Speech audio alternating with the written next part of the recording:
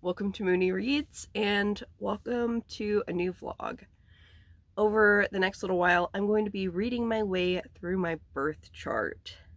So for those who might not be aware, astrology is more than just your sun sign or the kind of one basic thing that people will tell you. It's a lot more involved. And I'm really interested in astrology, and I just thought this would be cool. So for each of my big six, I have picked a book to read that kind of represents that. And through the course of this vlog, I'm going to go through and talk about each placement and then why I chose the book for that placement, and then I'll actually read the book and talk about it. So this has a good bit of astrology in there, as well as books. If you don't care as much for the astrology and only want the books, I'll also provide timestamps. But I'm super excited. I actually had the idea for this in, I want to say 2021. I don't know what time is, but and actually I started this. I read a collection of Langston Hughes poems. I read Detransition Baby. I loved Detransition Baby, but I lost the footage and got really upset, so I stopped. And so I'm going back and restarting it, and it's going to be fun. It's the tail end of January now. My birthday is February 18, so I thought this would be a good time to start a vlog like this. Here is my birth chart. This is what we'll be going through. And actually, I'm going to be starting with my moon sign. It is Aquarius season currently, so of course I should start with an Aquarius placement since I have one. But also, February 18 is usually like the tail end of Aquarius season. A lot of people will say that the 18th or 19th is the last day for Aquarius season, but the seasons kind of fluctuate year to year. So in 1993, it was actually the beginning of Pisces season. However, even still, I have an Aquarius moon, and it is a big deal in my chart. Because my rising sign is in Cancer, and your rising sign is kind of what dictates your chart ruler, so that particular placement is going to have more of an impact than it might otherwise. And Cancer rules the moon, so it only makes sense to start with my moon sign. So before I get into what the book is going to be and everything, I do want to give a description of what the Aquarius moon is. I'll also talk a little bit about houses. I'm a little worried that that's maybe too in the weeds for this, but I'm doing it anyways. For all of these descriptions, these are the books that I have used to make the description. I have notes from when I read this book. My mind is blanking on what exactly the title is now. But that was kind of the first book that I read to reference this sort of stuff. I also used The Only Astrology Book You'll Ever Need, and the most recent one that I've been reading and really, really enjoying is Signs and Skymates. So those will be the three main things that I'm using when I'm describing what each of the placements are. So to start off with, Aquarius is a fixed air sign. Fixed signs tend to be very stable, more steady, also sometimes stubborn. Air signs are more focused on intellect, reason, but are very curious. They tend to be less emotional, and there's kind of a focus on communication. When we're looking at the moon, your moon placement is about emotion. So how you kind of navigate feelings. Here is what I've written out for it. Aquarius moons are idealistic and creative with a focus on logic and altruistic or humanitarian issues.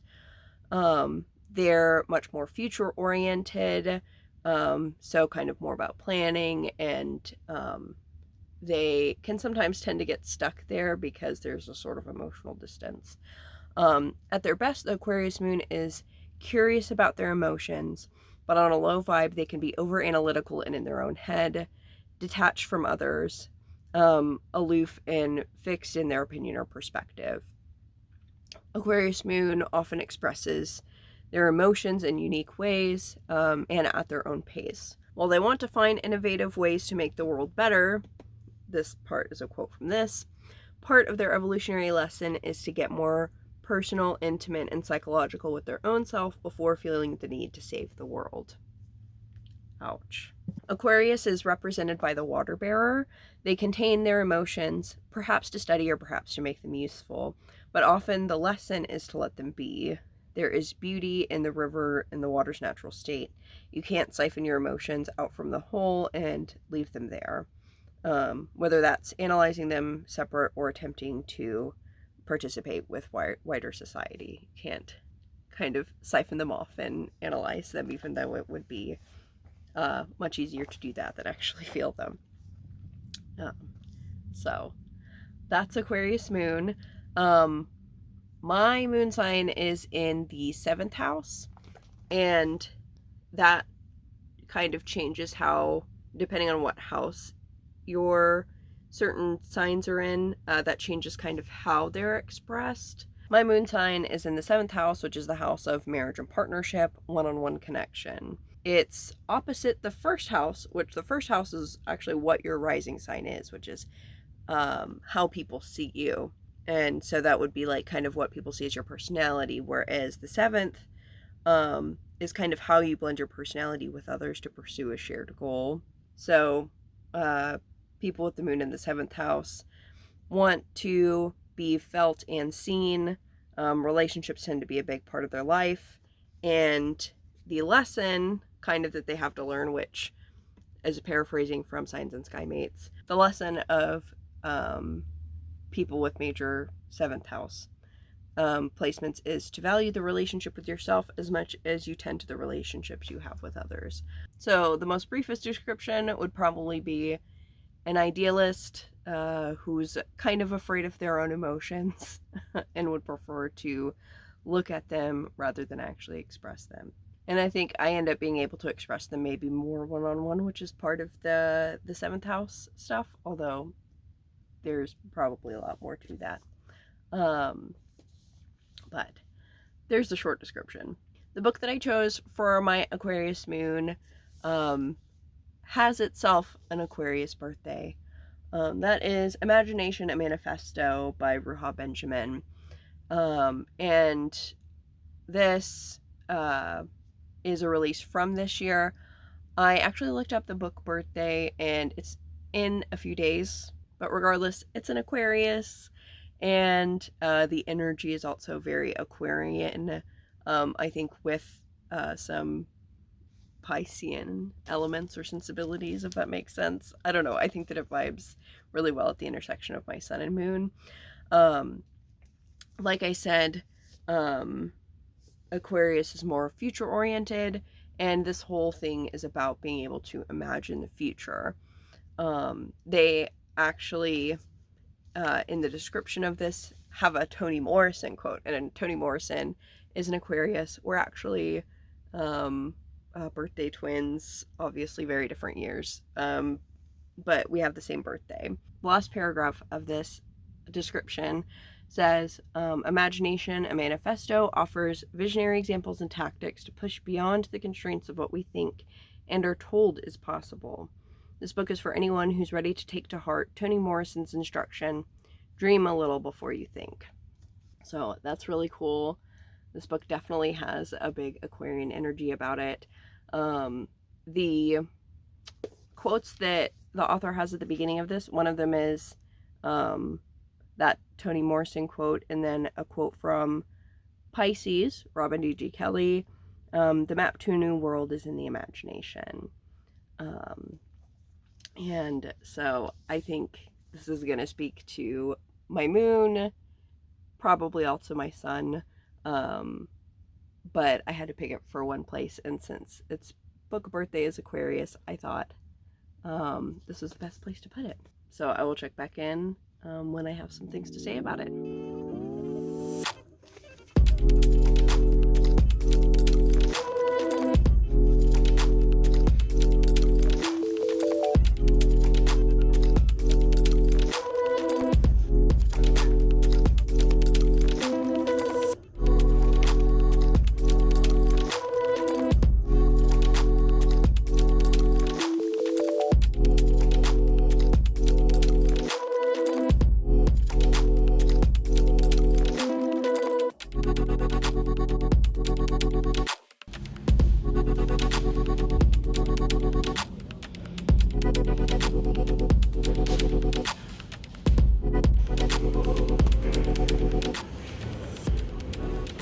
Alright, it is the evening of Thursday the 1st. I went to the library today. There should have been a B-roll of all that. I haven't finished any books. I am really liking this still. I also started, I think since the last time I've spoken, I've started the audiobook for The Honeys by Sala, which is not a part of this project necessarily. I don't have any audiobooks that are a part of it, but it is my current audiobook. And it's really good. Like, I listened to the equivalent of about 3 hours of it or more in a day. And I started it like part of the way through the day and I was working. So spent a lot of time doing that the other night. But tangentially related, but it is some of what I'm reading. Also, I'm pretty sure Ryan LaSalle is a Pisces. So maybe it is related. It's not one of the books that I selected, but that's going really well.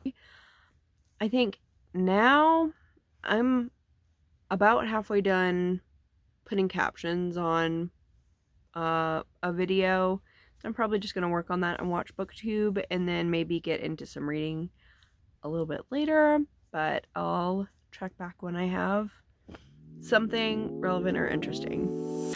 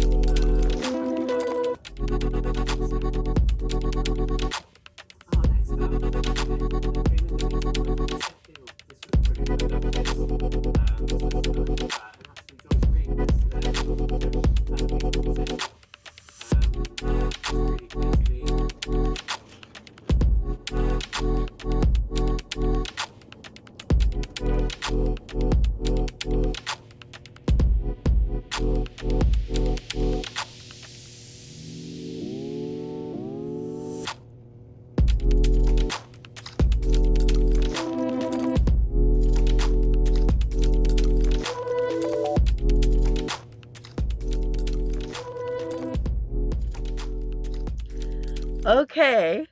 So I'm still reading Imagination, but I did finish The Honeys. And I am making the executive decision to just make it a part of this vlog, especially since I already know that Ryan LaSalle is a Pisces.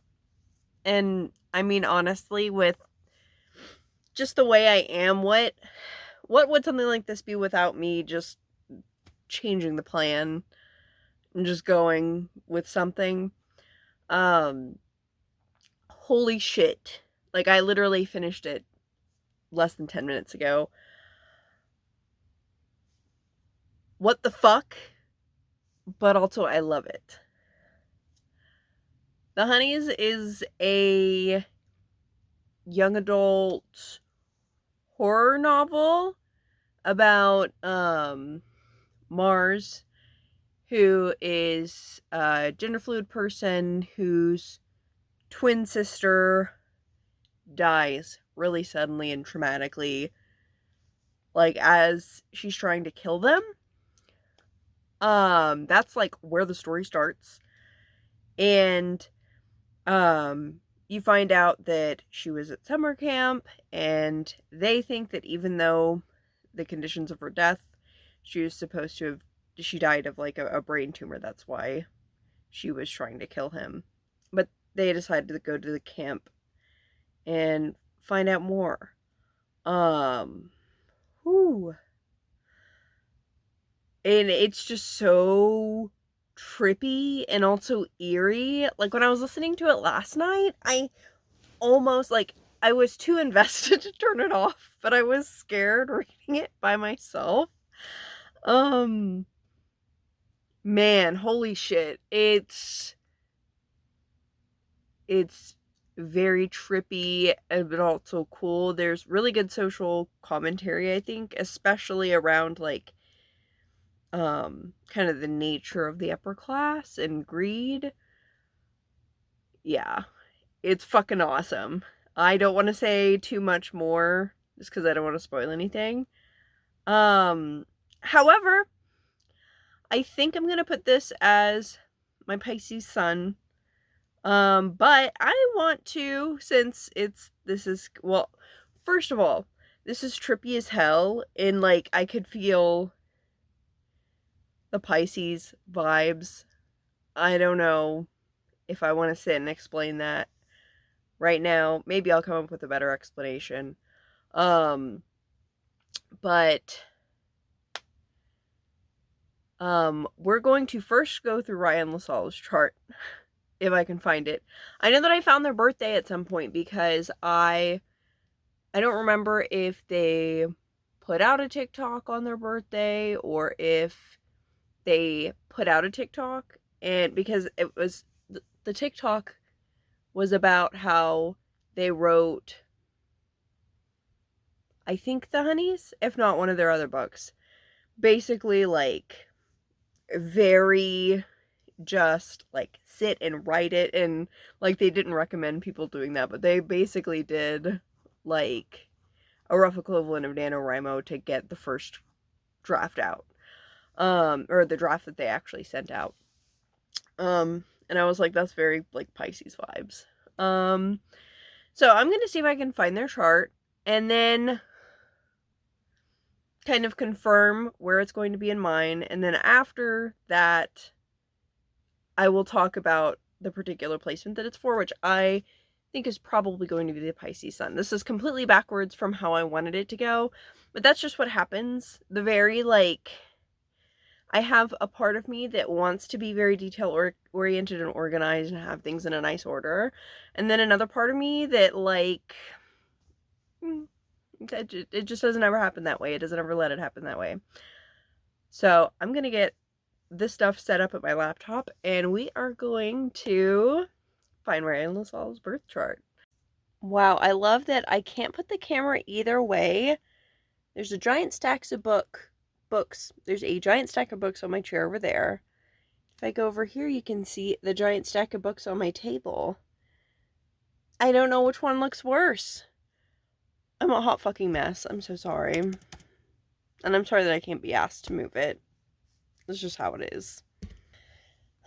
Unsurprisingly, I couldn't just find their chart available.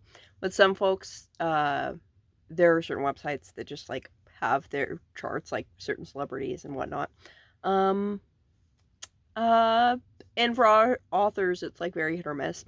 But their birthday is public, and there are multiple bios that say the state that they're born in. So I don't think that, since we don't have a birth time anyways, I don't think that it's gonna matter, like, where in the state necessarily. Like, a rising sign is, like, more temperamental, like, especially if you go into, like, a different time zone, but I don't think this is gonna matter. So just going for a city in the middle of the state. Got their birthday and an unknown time. We're gonna see what we see. Pisces and Aries. I could have, I knew that I was thinking that it was a shame that we weren't going to have a rising sign, because they seem to have some sort of fire energy. Sun in Pisces, Moon in Pisces, Mercury and Venus are both in Aries, along with their Jupiters in Leo. Another fire sign, Gemini, Mars. Very cool. I feel like the Pisces and Aries energy also makes this book make a lot of sense, And the more I think about it, the more, like, seeing Pisces and Aries made the book make sense initially, but thinking about some of the details in the book, especially looking at, like, self versus collective, or, like, formulating the sense of self, and also certain characters, like, act impulsively in these certain ways, but can also, like, blend themselves, and that dichotomy, I love it. I love how much of that I can see in the book. Okay, also, our main character's name is Mars. Mars is associated with Aries. Like, Ryan LaSalle's chart is so reflective of this book. And to make matters funnier, their Mars is in Gemini, which is represented by the twins. And I don't know, I'm sure that I could work more on how that fits into, like, the actual, like, placement of Mars. If I thought about it, I could make it happen. But that's just so fucking hilarious, to be honest. I love that. I absolutely love that. I don't have too much terribly to say about this chart, but yeah, I love that. And I love that it makes, like, of the, like, you know, very small bit that I know of this person by reading their book and seeing online things vaguely. I feel like this makes sense. The Pisces and Aries energy. So I love that. And I really hope that they decide to talk about what their rising sign is, because I would love to know. So technically, if I wanted to, I could use this for either of my Pisces placements or my Venus. But I think I have, I mean, I already have a book picked out for every placement, but I think I want to keep the one that I have for my Venus. And I would love to know what their chart was ruled by, because I feel like that could sway my decision. But I think we're just going to go full on Pisces, because that's the placement that I knew before.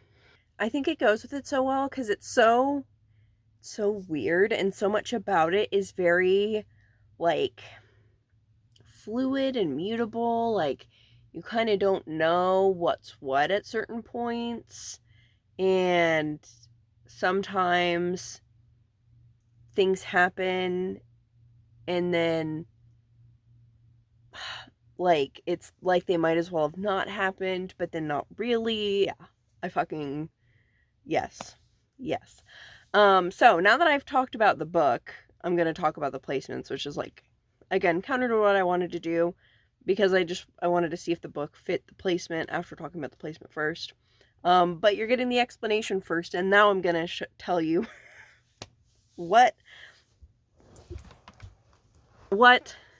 Pisces Sun really means. So, Pisces is a mutable water sign.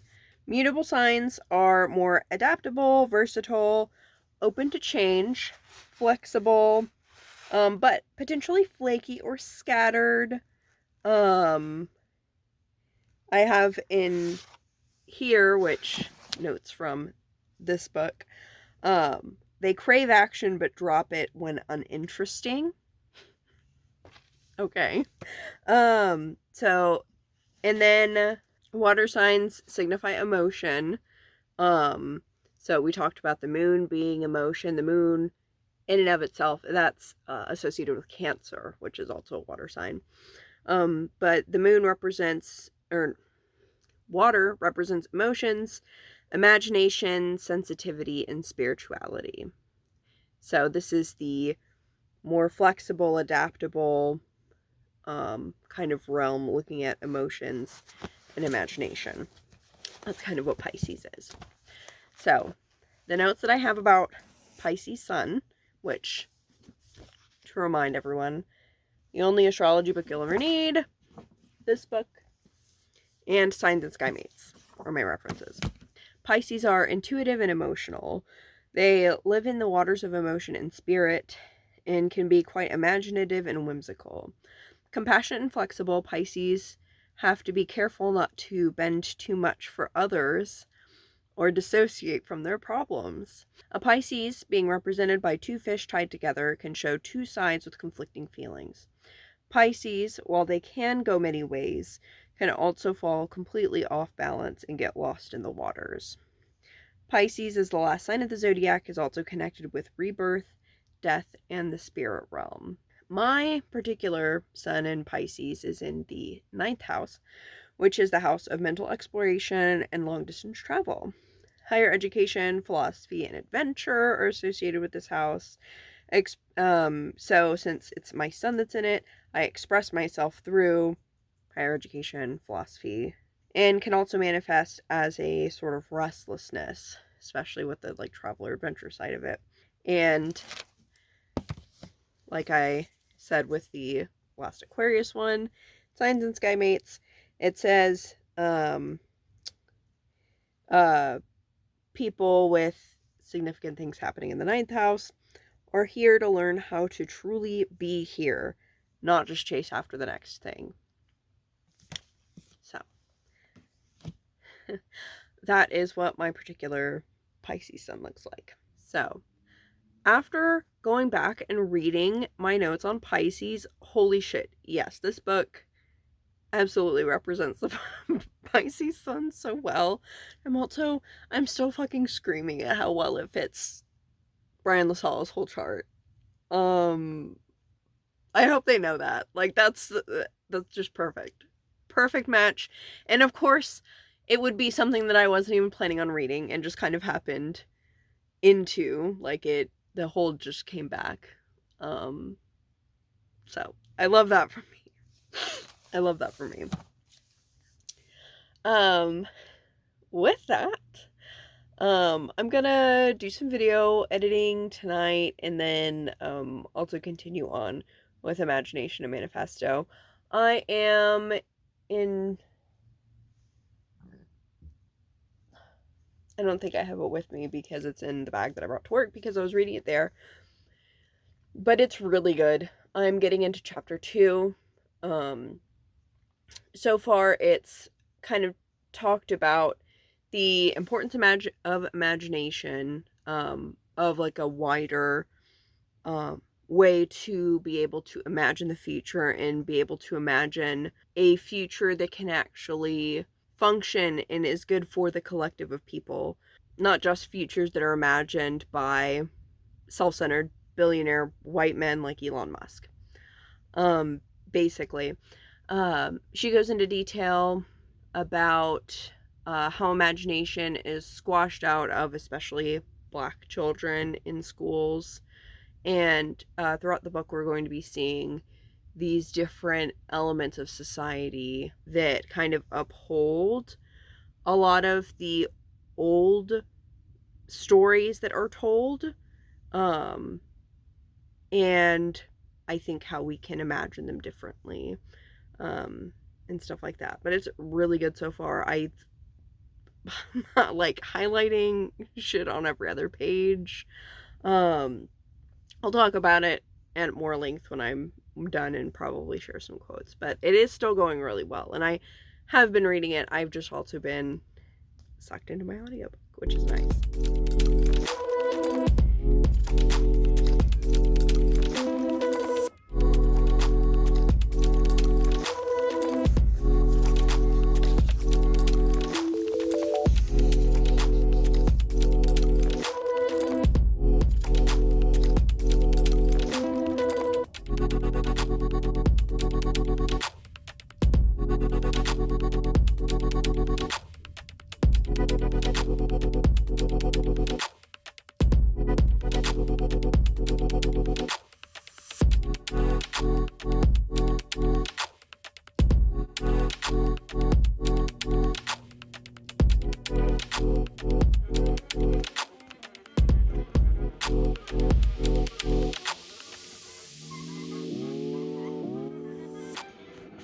I finished Imagination and it was incredible.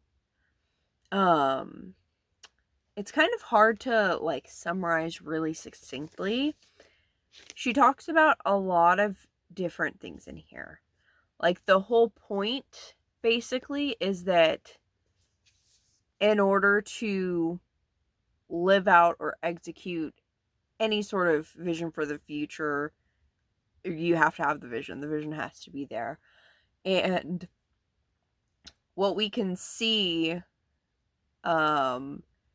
is often shaped by the things around us, and kind of participating in kind of like more ideas or creating more ideas than what like the current reality kind of has laid out for us is essential to any sort of like liberation, even if these different visions are just that different. I don't know, I think like having more gives us room to explore more. So she kind of looks at this like thinking about the future that we want, kind of like she talks about it as speculative fiction, but also talks about like how that has been an essential part of making things a reality. Like she talks about AI, for instance, and kind of the ideas that have been had about AI and stuff, and the things that we're seeing now, and the visions of the future that these kind of billionaires have, and how depressing that is and short-sighted. But then also goes in and talks about these other ways that people have reimagined this and different initiatives that have worked in these different ways.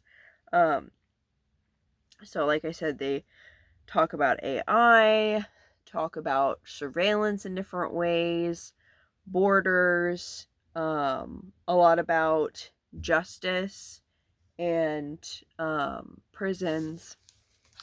Specifically, the book does have uh 6 chapters in particular, whose imagination, where she lays out kind of more of like where do a lot of these ideas that we currently have come from, what are kind of the structures that make these particular ideas possible, thinking, largely about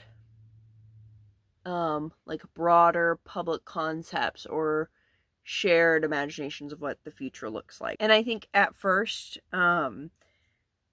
when you think about that, you might think, well, don't individual people have different ideas about what the future is? But there is, by a lot of it, like there is a larger idea that's sort of shared within a society, similar to how we think about histories. I've been looking at a lot on collective memory.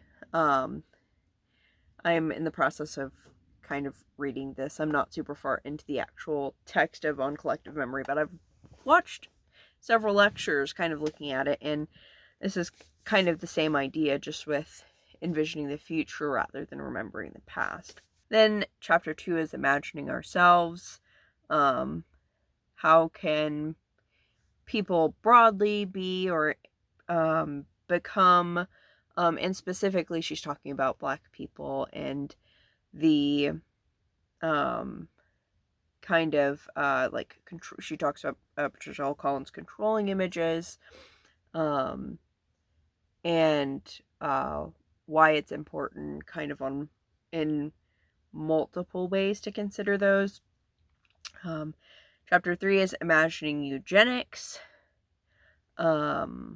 which a lot of the times I think that we have like, and she talks about in here how there's this kind of singular idea of eugenics as this specific, very extreme, like Nazi Germany sort of comes to mind, but it's so much more than that. And she talks about how it's recreated in these different ideas that society as a whole has about who should and shouldn't be here. And then chapter 4 is imagining justice, which is looking at what transformative justice could actually look like. And then imagining the future, which is where she goes into detail about AI and so forth that I mentioned earlier. And then imagination incubator, which actually has a lot of questions and tools that she's used to like have these conversations, that she and other people have used to actually have these conversations in a wider setting, so we can actually be coming up with these ideas not just by ourselves but in a group setting, and to kind of get other people to start thinking as well. So this was really incredible. I'm definitely going to be revisiting the last chapter. I mean the whole thing, but in particular the last chapter with the questions that they put out. I've thought about them quite a lot, but I think the journaling about it would be helpful as well. So I would absolutely 100% recommend this. Also very Aquarius vibes. It was correct that this be put out during Aquarius season, because this is very much dreaming and imagining, but with the kind of air sensibility around it. I think that sort of like grounds it in reality in different ways, because throughout this she's not just saying, oh well, it could look like this or it could look like that. There is a bit of that, obviously, but there's also talking about what groups have been doing to kind of do X, Y, or Z, demonstrate X, Y, or Z, whether that's things like community initiatives or ways that countries have like totally set up education differently and has been successful, or things like art projects. It kind of like runs the gamut of these different things that we've seen come into fruition in these different ways. So that was super cool.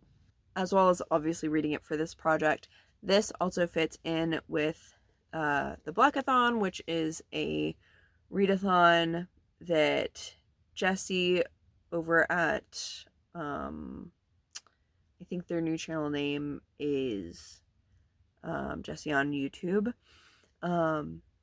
They host this every year in February, and one of the prompts was to read a book published in 2024. And here it is. It's incredible, and you should read it. When I was done with that last night, I did some art. I don't really do visual art, but I got some like pastels for free, so that was the first time I'd ever worked with those, and it was fun. This is definitely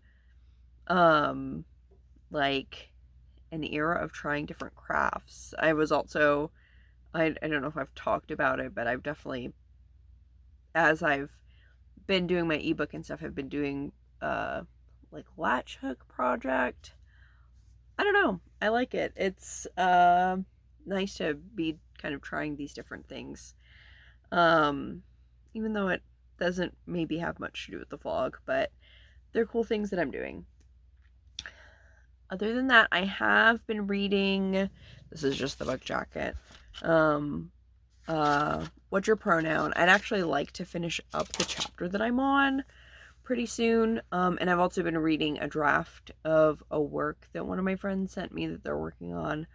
That's also good, and I'll probably be kind of in that world the next day or so, and then we'll get kind of back to the reads for this pretty shortly. That is the end of the first part of this vlog. I had to break it up into 3 parts because there was just so much. It turns out if you want to summarize every book, look at a bunch of astrology charts, and talk about other things, that takes time. So this is the end of part 1 of my reading through my astrology chart vlog. I should have part 2 up pretty shortly.